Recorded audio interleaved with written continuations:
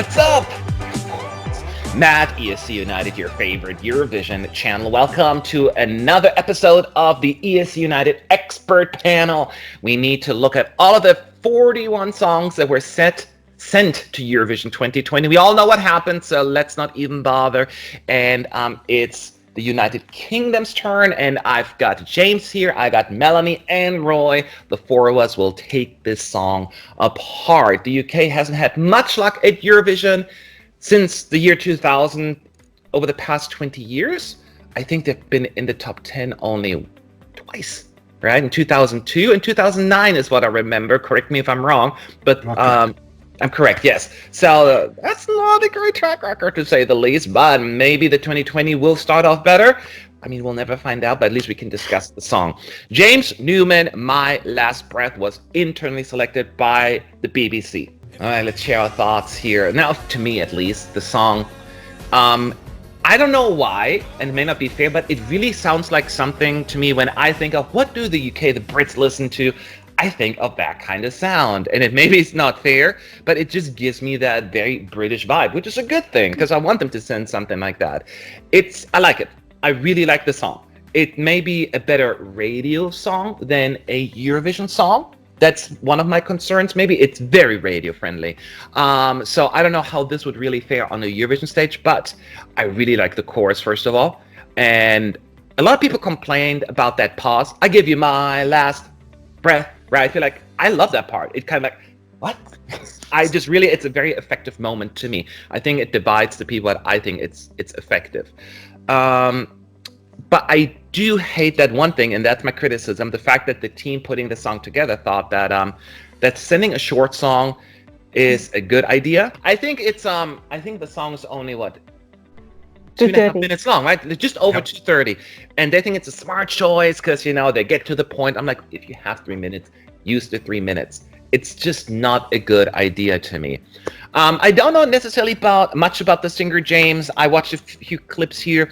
I feel as his stage persona worries me a little. I don't think there's a lot of energy and charisma coming, at least based from what I've seen.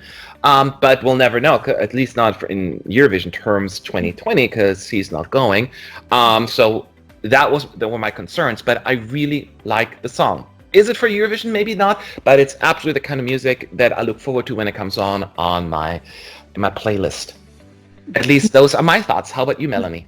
Yeah, James Newman. I really love his raspy voice in this song, and the guitar strings you hear in the beginning, it's all great. And the song itself, it builds really well to that my last breath part. Mm-hmm. But I'm not a big fan of the pause, It's just kind of silly for me, and it makes me laugh every time I hear it.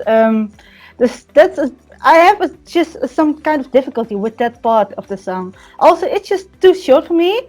When I'm in it, but then it's already ended. You know what I mean? No, you don't know what I mean. But no, I do. I know exactly what you mean. No, that's my problem too. So I get it. The song itself is a good step in the right way for the United Kingdom. It's a song in the current trend of what we hear on the radio, as you said, Matt. But it doesn't leave a big impression on me. It's just nice, but also quite forgettable. All right, interesting. How about you, James? Do you think it's a step in the right direction? With regards to the length, if 2 minutes 30 is good enough for Pearl Carr and Teddy Johnson in '59, and then Matt Monro in 1964, second place both times, it's good enough for James Newman. In 2020, yes. Yes. As for the song itself, so everyone in the UK is always saying, "Oh, why don't we send something contemporary, something we send on we hear on the radio, something that does well on the Billboard charts in the United States?" And this song is it. As for that breath, I think it's a great hook. It's such a great hook. Ernest Hemingway could tow a marlin with it to Key West. It's that great of a hook to me. So I personally think that I'm in the camp that says that my last breath works. And so my overall opinion, and I know watching me on a few of these videos, you might think I'm a bit of a grouch, but this to me is the best entry the UK has sent in 20 odd years. I personally love this song. It is great. And I don't mind it comes in at 2:30 because, to be honest, you see a lot of acts out there and they always fall flat on trying the singer trying an extra cadenza or some crap key change or something like that. So I think efficiency works for this one, because if they tacked extra 30 seconds, I suspect they might have tried to tack something on that wouldn't work, and they'd end up looking like arses. High praise coming from James. Go ahead, Roy. Your thoughts. Yeah, I definitely think this is a step in the right direction as well for UK, but it's just not there yet. I feel like you said, Matt, this is not a song for Eurovision necessarily, and I think that they may struggle. UK hasn't had the best track record coming to stagings, and I feel like this could probably hurt from that the most. I don't know what direction they would take staging this song, and it's just a massive question mark for me that will never get answered, I guess. But it is a radio-friendly song, and it is enjoyable, and I do not skip it when it comes on. It's just not something that I would necessarily seek after or just want to listen to necessarily. But definitely a good step in the right direction, and I'm very curious to see where they go next year. All right. So far, so good, but what kind of score is UK getting from us? Let's find out together. First, our scores here.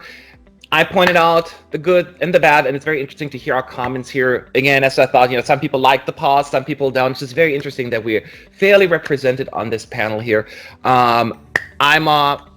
I was always going back and forth between should I give it 7, should I give it 7.5, should I give it 8. I'm like, you know what? I enjoy the song despite some of the things that I think that could fix. It's still a solid effort. I'm giving it 8 points. 8 points from Matt. Thank you. Melanie. Yeah, so as I said, it's an okay song.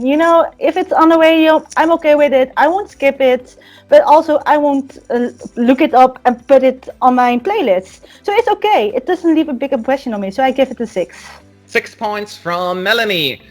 James, do you want to bring it up a little bit, the score here? Go ahead. What's yours? All right. So, this is but in no way influenced by James Newman being from Settle, which is just down the road in North Yorkshire from where my uncle and brother live. Not at all influenced by that. 9.5 for me. The only reason I don't give it a 10 is because there is one song out there that I prefer ever so slightly to this one. Oh, well, I don't think you can complain about 9.5. Roy. Yes. Yeah, no, that's extremely high compared to mine again. No, like I said, it just doesn't leave a mark with me, and it's just fine to listen to and nothing special or nothing too bad. So I gave it a 6.5, which is kind of in the middle for me.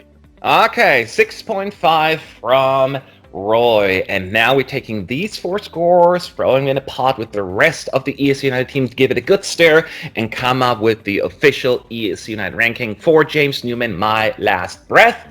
And it is 6.90. 6.90 for the United Kingdom. James, I got to go to you. You have a lot of appreciation for that song. Your thoughts? All right? Or disappointed? That is actually higher than what I expected, because I've heard 2 camps of people grouse about this song. There's a lot of British people who just weren't behind the song. They were just whinging like always. So I expected there to be a larger contingent to them. And then there was just a lot of people out there the song just didn't connect to. So 6.9 is actually higher. I expected it to come in the 5 range, to be honest. Yeah, I thought that the UK, based on from what I'm hearing from people, whether it's in the community in general, that it would just about break the 6-point mark. I thought we get 6.1, so 6.9, which is pretty close to a 7, was a pleasant surprise. I do think that the overall vibe from what I'm picking up here is a lot of people like it. There's not as much love out there like you have, James, but there's not a lot of 2-3 pointers. I don't think it's a very hateable song. I think that helped the song. So I think this could have been actually quite a pleasant surprise if Eurovision 2020 would have been a thing, but we'll never know.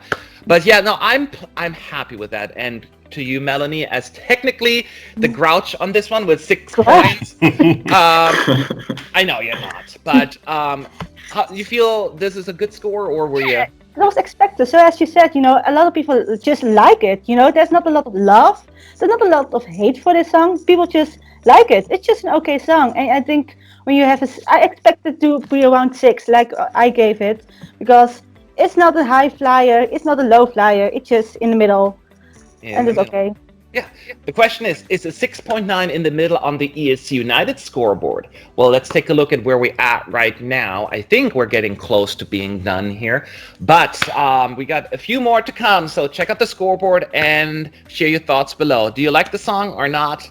Either way, it's fine. We'd love to hear from you, and subscribe so you get to see when the next few videos are coming up. Thank you for watching, and we'll be back soon. Bye now.